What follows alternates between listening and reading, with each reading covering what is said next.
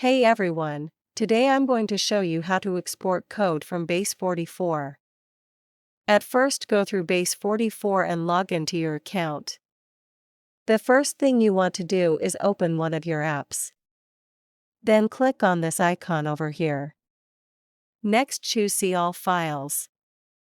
After they click on Pages and open up your app. And then here you can see all the code. Copy the code and you can basically go ahead and paste it whatever you want and basically get the code that way, or you can export it directly. But exporting directly is only possible if you have one of the paid plans.